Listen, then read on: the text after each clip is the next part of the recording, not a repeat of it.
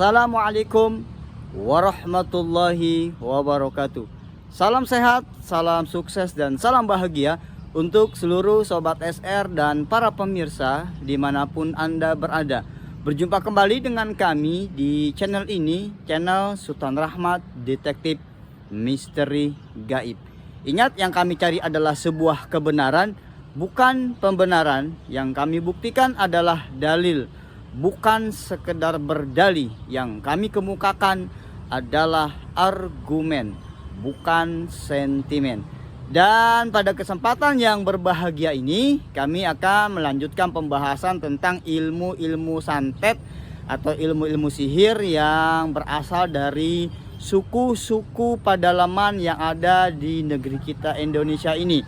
Pada video beberapa hari yang lalu, kami sudah men-share tentang ilmu-ilmu yang berasal dari suku-suku yang berada di negeri kita. Sudah kita bahas suku Dayak dari Kalimantan. Sudah kita bahas juga ilmu santet dari suku Kajang, daerah Bulukumba, Sulawesi Selatan. Dan hari ini kami akan coba membawakan materi tentang ilmu santet yang berasal dari suku Kubu. Suku Kubu ini adalah suku anak dalam yang berada di Pulau Sumatera sana, tepatnya di daerah Jambi. Ini satu suku yang mendiami hutan, di dalam hutan. Dan suku Kubu ini biasanya, atau anak pedalaman ini biasanya mereka masih mengenakan koteka, jadi bertelanjang dada, atau ada juga yang sudah mereka ini mengikuti dunia modern. Mereka ada yang memakai celana. Tetapi sebagian besar memang bahwa suku pedalaman atau suku anak pedalaman, suku Kubu ini yang berada di tengah hutan, mereka hanya mengenakan koteka saja tanpa alas kaki. Ada sebuah ilmu yang sangat dahsyat santetnya yang berasal dari suku anak pedalaman ini, dari suku Kubu ini, yang dikenal dengan Tanggampari. Jadi apa itu ilmu santet Tanggampari? Ilmu santet Tanggampari ini hampir sama dengan ilmu santet yang berasal dari Sumatera Barat Padang, yaitu Tinggam. Ya, kalau santet Tanggampari ini adalah ilmu santet yang menggunakan racun yang berasal dari ikan pari. Jadi ikan pari, sebagaimana kita ketahui bersama, ini ekornya, buntutnya ini mengandung racun. Nah, racun inilah yang digunakan oleh dukun-dukun untuk melakukan aksi teror sihirnya terhadap korban-korban targetnya. Nah, bagaimana penjelasannya tentang sihir Tanggampari ini? Kita akan coba lebih dalam membahasnya setelah jeda berikut ini.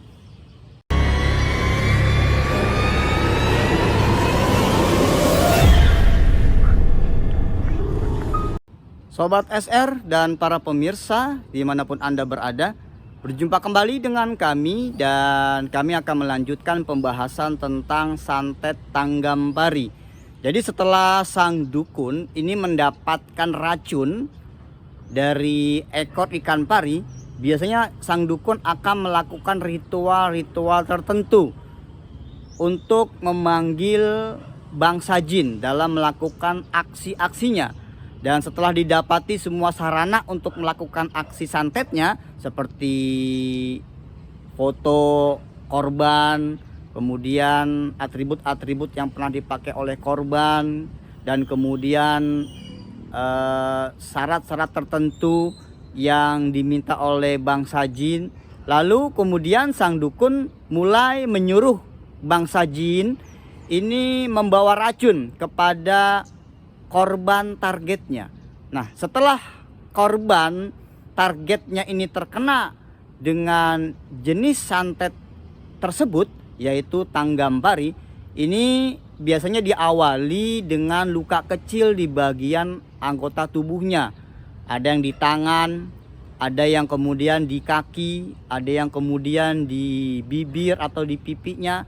Nah, setelah bangsa jin tersebut melakukan aksi santetnya dengan memasukkan racun ikan pari secara gaib di dalam tubuh sang korban, biasanya orang tersebut akan mengalami luka kecil yang kemudian luka kecil ini akan terus menggerogoti kulitnya, bahkan masuk sampai ke daging, bahkan sampai ke tulang korban. Nah, biasanya akan membusuk dan mengeluarkan darah hitam, cairan hitam yang memang baunya juga tidak baik, bau busuk.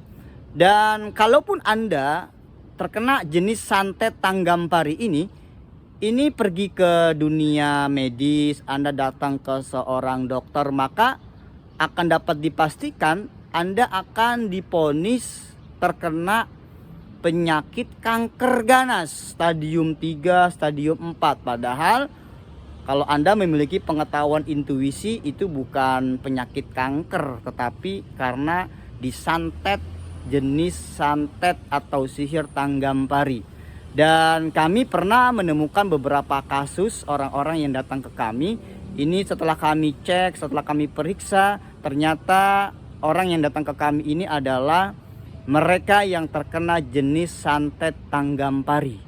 Dan umumnya orang-orang yang mampu atau orang-orang yang memiliki pengetahuan intuisi, dia akan membuatkan sebuah ramuan sebagai obat untuk menyedot, membersihkan, menetralisir racun yang berada di dalam tubuh orang yang terkena santet tanggam pari ini. Kalau selama racunnya itu, jinnya masih bersemayam di dalam tubuh Anda, maka Anda pergi ke dunia medis, Anda pergi ke dokter, Anda dioperasi, itu tidak akan memberikan sebuah solusi yang signifikan, bahkan tidak mampu menyembuhkan. Dioperasi hanya beberapa hari Anda merasa nyaman, setelah itu Anda tetap akan merasakan sakit yang luar biasa. Karena jinnya ini masih berada, racunnya masih berada di dalam tubuh Anda. Dan pada saat sekarang ini ternyata ilmu tanggam pari ini bukan saja hanya banyak beredar di suku Kubu, suku anak pedalaman Jambi sana, dan bukan saja hanya ada di daerah Sumatera Barat Padang dengan nama atau jenisnya santet tinggam. Ternyata di daerah di Pulau Jawa ini, di daerah Banten, Banyuwangi dan lain sebagainya, ada juga dukun-dukun yang sudah mempelajari jenis ilmu santet tanggam pari ini. Karena ilmu ini sangat berbahaya, ya. Jadi setelah Anda terkena atau orang yang terkena santet ini berbulan-bulan, bertahun-tahun menghabiskan hartanya untuk berobat, tetap akan berujung kepada kematian. Karena seluruh daging yang terkena santet ini akan membusuk. Ingat para sobat dan para pemirsa dimanapun Anda berada, ada yang bertanya juga kepada kami, kenapa mereka suku-suku di pedalaman memiliki ilmu-ilmu yang ganas. Ingat, ketika mereka hidup di dalam pedalaman, hutan, mereka tidak memiliki agama. Jadi mereka masih mempercayai kekuatan alam. Jadi suku-suku pedalaman biasanya mereka percaya bahwa angin, petir, langit, pohon-pohon besar ini mempunyai kekuatan magic, mempunyai power. Nah, inilah yang kemudian dimanfaatkan oleh bangsa jin. Ya. Jadi bangsa jin ini sangat senang kalau mereka dipuja, disanjung, disembah oleh manusia. Karena akan terjadi interaksi antara sang dukun dengan bangsa jin yang mereka ini dianggap memiliki kekuatan luar biasa. Nah, setelah itu terjadilah perjanjian-perjanjian kerjasama untuk melakukan sebuah aksi-aksi sihir atau santet yang ditujukan kepada orang-orang tertentu yang menjadi targetnya. Ingat para sobat dan para pemirsa, selalu memohon pertolongan hanya kepada Allah dan Terus tingkatkan kualitas iman dan takwa kita kepada Allah. Ingat, kesesatan itu terjadi bukan saja karena minimnya pengetahuan di dalam diri kita, tapi juga karena kurangnya iman di dalam hati kita. Selamat beraktivitas. Wassalamualaikum warahmatullahi wabarakatuh.